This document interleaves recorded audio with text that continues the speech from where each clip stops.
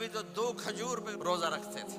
اور ایک بڑا خوبصورت واقعہ ہے رمضان کا، کہیں سے بکرے کی سری پکی ہوئی آ گئی تو اب بڑے شوق سے کھا رہے تھے، اور ساتھ ارباز بن ساریہ بھی تھے، حضرت علی بھی تھے اور حضرت مقداد بھی تھے، 3-4 آدمی سری کھا رہے تھے۔ بلال رضی اللہ تعالیٰ عنہ آئے کہ یا رسول اللہ سحری کا ٹائم ختم ہو گیا ہے، میں اذان دینے جا رہا ہوں، آپ کھانا پینا بند فرما دیں۔ اب میں کہا ٹھیک ہے، وہ باہر چلے گئے، اذان دینے لگے، پھر خیال آیا میں دیکھ لوں کہ آپ نے کھانا چھوڑا کہ نہیں چھوڑا۔ واپس آئے تو آپ کھا رہے تھے۔ کہا یا رسول اللہ واللہ لقد اصبحت، اللہ کی قسم صبح ہو گئی۔ آپ نے ہاتھ پیچھے کر لیا، کہا ارے بلال نہیں ہوئی تھی، نہیں ہوئی تھی، تیرے قسم کھانے پر اللہ نے پہلے نکال دیا اس کو کہ تیری قسم جھوٹی نہ پڑے۔ حضرت علی نے فرمایا اگر بلال قسم نہ اٹھاتے تو جب تک میرے نبی کھاتے رہتے اللہ صبح کو پیچھے ہٹاتے جاتے۔ دیگ پک رہی تھی، ابو عبیدہ رضی اللہ تعالیٰ عنہ بن جراح وہ دیگ پکا رہے تھے، بکرا۔ آپ نے کہا ابو عبید یہ مجھے بکرے کی دستی پکڑانا، اگلے بازو، آپ کو اگلے بازو کا گوشت پسند تھا، گردن کا گوشت پسند تھا، یہ کمر کے پٹھ کا گوشت آپ کو پسند تھا، دودھ پسند تھا، برنی کھجور پسند تھی، عجوا کھجور پسند تھی۔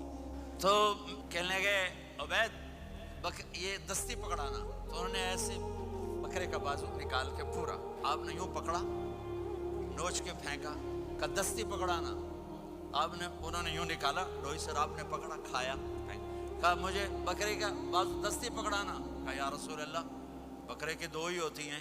آپ نے کہا تیرا بھلا ہو جائے، اگر تو میرے کہنے پہ ڈوئی ڈال دیتا، جب تک میں کہتے رہتا اللہ مجھے نکال کے کھلاتا رہتا۔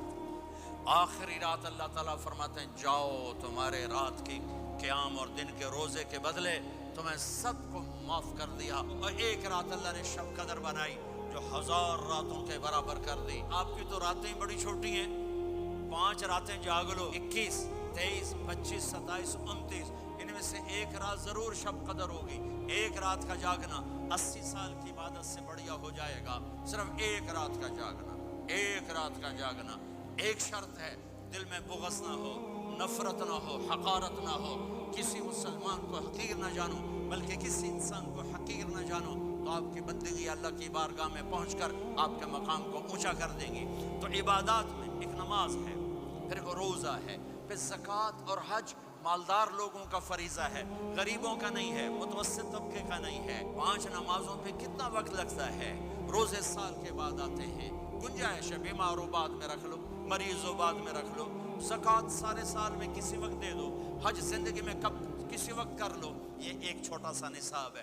دوسرا میرے نبی کی زندگی کا پہلو جسے میں ہائی لائٹ کرنا چاہتا ہوں، جو نمایاں ہے، جو روشن ہے، وہ میرے نبی کی زندگی ہے، وہ میرے نبی کے اخلاق ہیں، وہ میرے نبی کا درگزر ہے، میرے نبی کا پیغام محبت ہے۔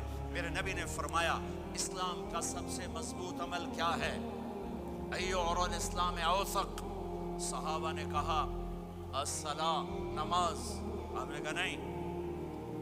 جہاد، آپ نے کہا نہیں۔ روزہ، آپ نے کہا نہیں۔ حج، آپ نے کہا نہیں۔ اسلام کا سب سے مضبوط عمل کیا ہے؟ صحابہ، نماز، جی نہیں۔ جہاد نہیں، روزہ نہیں، حج نہیں۔ اچھا یا رسول اللہ پھر کیا ہے؟ سنو غور سے، توجہ سے۔